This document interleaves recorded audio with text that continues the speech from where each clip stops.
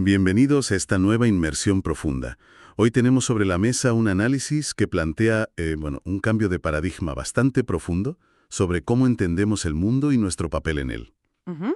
Vamos a explorar los extractos y las notas de un texto muy singular, Conversaciones con Dios, volumen 2, de Neale Donald Walsch. Y, el propósito de nuestra exploración de hoy es desgranar un hilo conductor inmenso que recorre estas páginas. Sí, es un hilo muy ambicioso. Totalmente. Concretamente, vamos a ver cómo la transformación personal, ese trabajo, digamos, íntimo e invisible que hacemos a puerta cerrada, tiene la capacidad real de escalar hasta convertirse en un cambio global tangible. Claro, de lo micro a lo macro. Exacto. Porque para quienes nos escuchan y que quizá hayan estado trabajando intensamente en su propio desarrollo interior, en despejar sus propias dudas, pues llega un momento en el que uno levanta la vista, observa el entorno, ve las noticias y, claro, se hace una gran pregunta. La pregunta inevitable.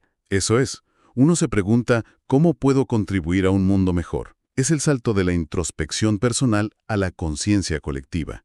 Y yo mismo, al leer el planteamiento de este texto para dar ese salto, pues me he quedado fascinado. Es que es fascinante. Pero, para situar a nuestra audiencia en el marco conceptual adecuado, creo que es fundamental entender de dónde venimos y hacia dónde vamos con este material. Ujú. Cuéntanos. Este documento representa la expansión natural de una trilogía. Si el primer volumen se centraba de manera, casi exclusiva en las inquietudes estrictamente personales, en sanar la relación del individuo consigo mismo, este segundo documento da un salto cualitativo brutal hacia lo colectivo. Ya no se anda con rodeos. Para nada. Aborda sin tapujos consideraciones geopolíticas, dinámicas sociales complejas y, de forma muy destacada, la evolución de la conciencia humana a nivel global. El argumento central de la fuente es que el cambio social invariablemente empieza en el individuo, pero No se queda ahí. bajo ninguna circunstancia se queda aislado ahí. Nos plantea la premisa de que el mundo en el que vivimos, con sus sistemas económicos, sus estructuras políticas y sus conflictos, no es un conjunto de circunstancias aleatorias. Ya. Es un reflejo directo y fiel de nuestra conciencia colectiva actual. Y entrar en esa dinámica nos obliga a revisar un contraste vital que el texto expone en sus primeros capítulos y que resulta ser, para mí ha sido una de las ideas más desafiantes. Te refieres a la reacción, ¿no? Sí, a la distinción que hace entre llevar una vida por elección y una vida por reacción. Porque en el día a día da la sensación de que la gran mayoría del tiempo operamos en una especie de piloto automático. Totalmente. Ocurre algo y reaccionamos. Nos dicen algo y saltamos. Y el texto, sin embargo, nos propone abandonar esa inercia para empezar a crear desde un lugar completamente distinto. Fíjate que esa distinción entre reaccionar y crear es la piedra angular de toda su filosofía. Explica que reaccionar es, en su sentido más literal, volver a actuar. Reactuar. Claro. Es un proceso mecánico que nace estrictamente de la mente.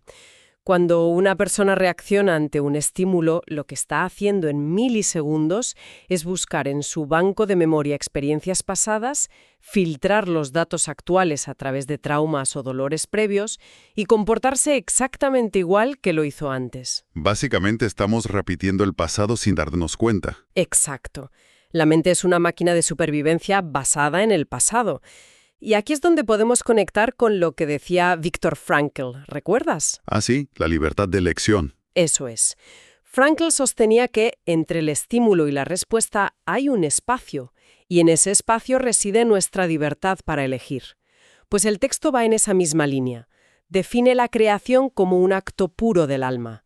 Crear solo puede ocurrir en el momento presente. Y requiere ignorar el miedo acumulado, ¿no? Requiere ignorarlo por completo para poder manifestar una realidad nueva sin precedentes.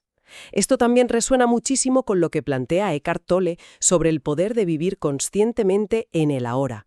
La mente reacciona para protegerse, el alma crea para expandirse. Yo entiendo la teoría. Y suena como el ideal al que todos aspiramos. Pero cuando intentamos bajar esto a la tierra, a las decisiones complejas del día a día, surge un muro práctico enorme. Ujú. La fuente habla de mantener una decisión constante para manifestar esa realidad. Pero, y te lanzo la pregunta con genuina curiosidad, eso de elegir siempre lo mismo, ¿cómo se hace cuando no sabes qué elegir? Es la gran pregunta. Claro, porque a veces nos encontramos en encrucijadas vitales donde la mente entra en un bucle infinito analizándolo todo, paralizada por el miedo a equivocarse. Esa parálisis por análisis es, bueno, de lo más humano que existe, y el texto lo aborda estructurando lo que denomina el secreto de los maestros. El secreto de los maestros, casi nada. Sí, y para dominar verdaderamente esta creación de la realidad, el documento insiste en que se debe mantener un propósito firme, no cambiar de opinión ante la primera adversidad. Para explicar por qué nos cuesta tanto, la fuente detalla 5 obstáculos específicos. Las 5 razones por las que no creamos tan rápido como queremos. Exactamente. La primera razón es que, en el fondo, no se cree que sea posible tener lo que se elige. Existe un escepticismo subyacente. Alguien puede verbalizar un deseo, pero su convicción interna es de carencia. Es la disonancia clásica. Pedimos algo con la boca pequeña, pero el monólogo interno nos susurra constantemente que eso nunca va a ocurrir, saboteando la creación desde el primer segundo. Y el universo no responde a las palabras vacías, responde a la convicción real. Lo que nos lleva a la segunda razón. Muchas veces no se sabe realmente qué es lo que se está eligiendo. ¿Por falta de claridad? Por una falta de claridad asombrosa. Se emiten deseos vagos, contradictorios o basados en lo que la sociedad dicta que debería desearse, en lugar de una elección genuina. Y esto enlaza directamente con la tercera razón que responde a tu pregunta sobre la confusión en las encrucijadas. A ver, cuéntame. El texto señala que se pierde demasiado tiempo intentando definir qué es lo mejor, y argumenta que lo mejor es simplemente un juicio mental. Es una evaluación relativa, condicionada por el entorno y basada en el miedo a perder. O sea que el alma no busca lo mejor. No, el alma no opera en términos de ventaja comparativa. El alma busca aquello que declara quiénes somos realmente en este instante. Fíjate que ese matiz cambia por completo la forma de tomar decisiones. Totalmente. En lugar de hacer una lista interminable de pros y contras puramente racionales, el texto nos invita a preguntarnos qué opción refleja la versión más elevada de nosotros mismos. Eso es. Sin embargo, dar ese paso a ciegas, madre mía, asusta muchísimo, lo cual creo que conecta con el cuarto obstáculo, ¿verdad? Sí, la cuarta razón describe perfectamente ese miedo. Se exigen garantías anticipadas de que todas las elecciones serán buenas. Queremos ver el paracaídas abierto antes de atreverse a saltar del avión. Tal cual. Pero la creación pura es un acto de confianza absoluta, que no funciona con garantías previas. Las garantías pertenecen a la mente. Y finalmente, la quinta razón es la inconstancia. Se cambia constantemente de opinión. Y la afirmación del texto aquí es contundente. Espera, porque la magnitud de esta última afirmación exige detenernos un momento. El texto dice que cada vez que alguien cambia de opinión, altera la dirección del universo entero.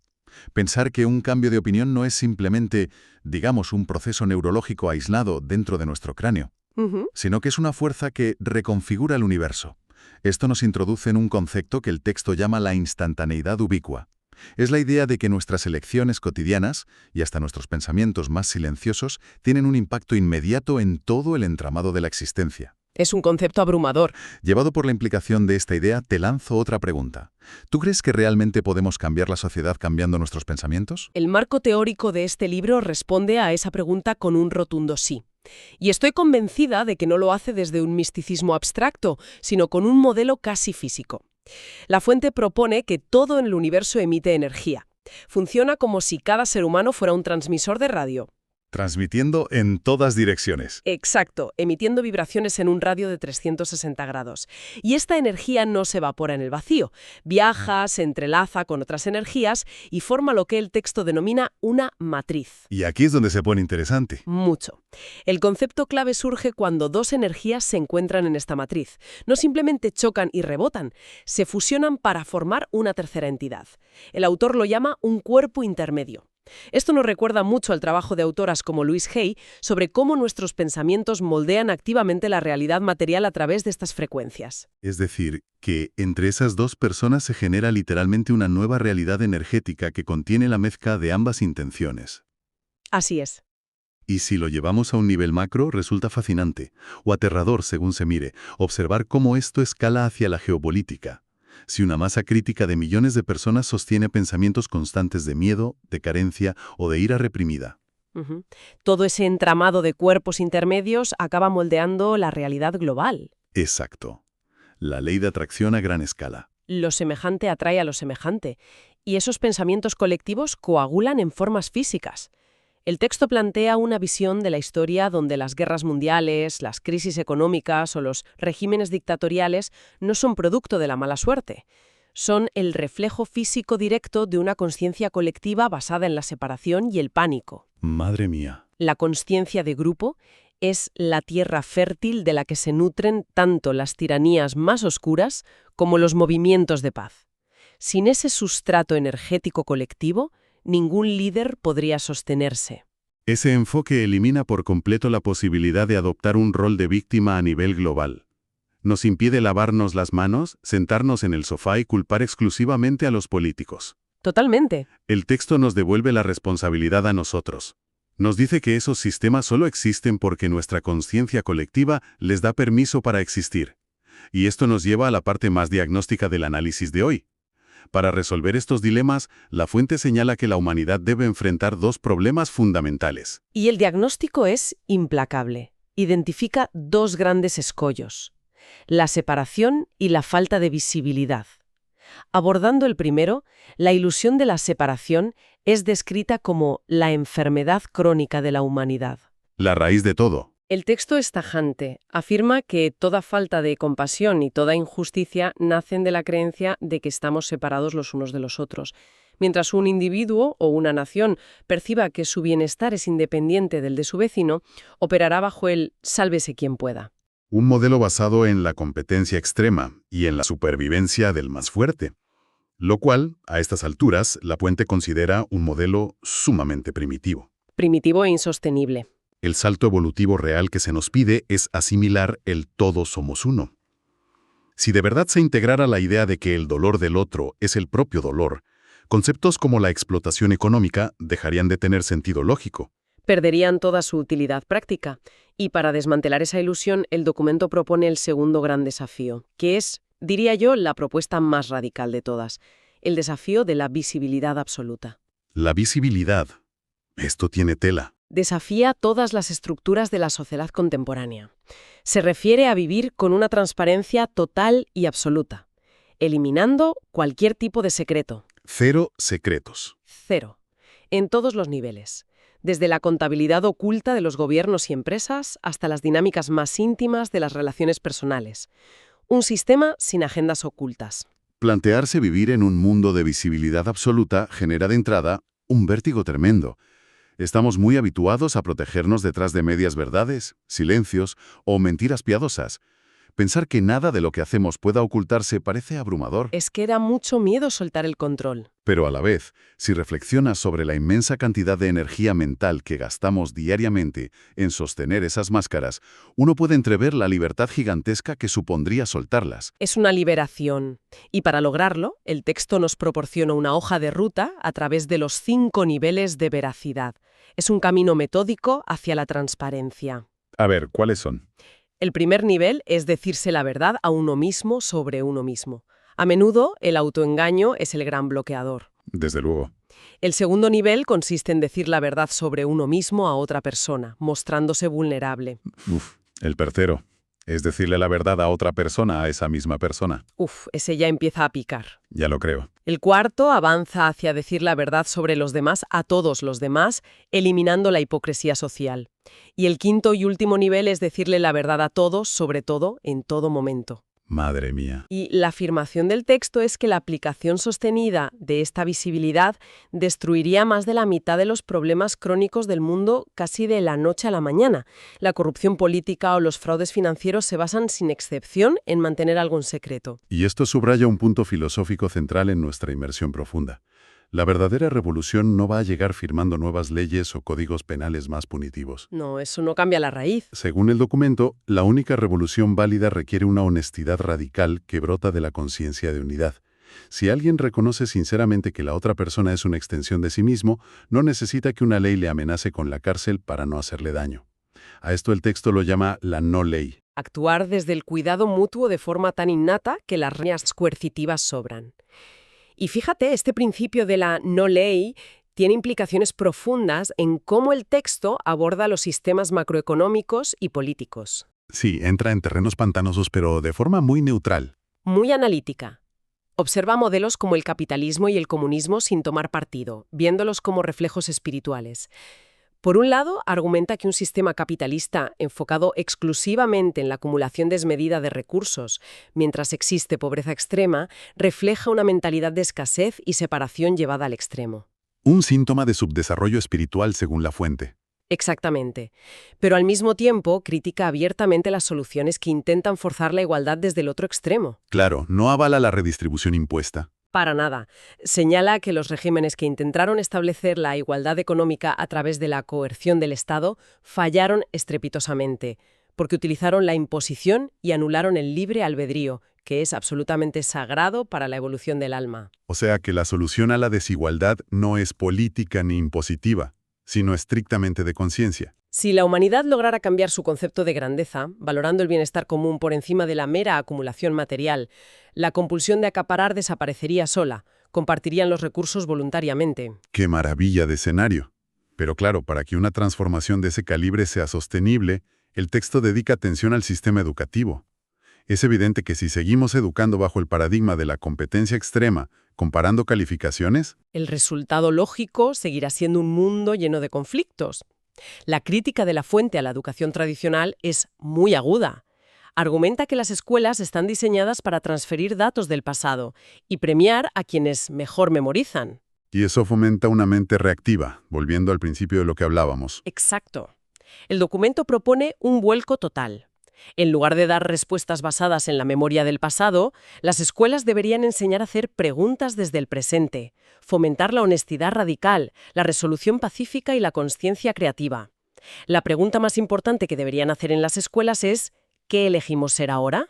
Llegados a este punto de la inmersión, podemos empezar a recapitular. El mensaje es claro. La solución no vendrá de fuera. El cambio hacia una sociedad evolucionada no va a descender como una solución mágica desde las esferas políticas. El inicio del cambio global reside exclusivamente en la responsabilidad individual. Empieza cuando cada persona decide crear su realidad desde el presente consciente. Exige comprender que formamos parte de una red unificada. Esa matriz que nos conecta a todos. Así es. Y dentro de ella, la transparencia absoluta, la visibilidad, es el único camino hacia la paz genuina. Las macroestructuras no se transformarán hasta que la consciencia del individuo despierte. Totalmente. Y para cerrar nuestro análisis de hoy, queremos dejar a quienes nos acompañan con un pensamiento final, una reflexión provocadora ideal para seguir rumiando. En sus últimas secciones, el documento revela un concepto sobre la naturaleza del tiempo que rompe por completo nuestros esquemas lógicos. Sí, es alucinante. Acostumbramos a pensar en el tiempo como una línea horizontal, viajando del pasado al futuro, pero la fuente desmonta esa concepción y propone imaginar el tiempo como un eje vertical. ¿Un eje vertical? Imagina un eje central y un sinfín de hojas de papel pegadas a él, una junto a la otra. Cada hoja representa un evento, pero el punto crucial es que todas ellas existen de manera simultánea, ancladas en ese eje del eterno ahora. Es decir, que el presente, el pasado y las variables del futuro están ocurriendo simultáneamente en este preciso instante. Exactamente. Madre mía. Si asimilamos esa premisa, las implicaciones son asombrosas.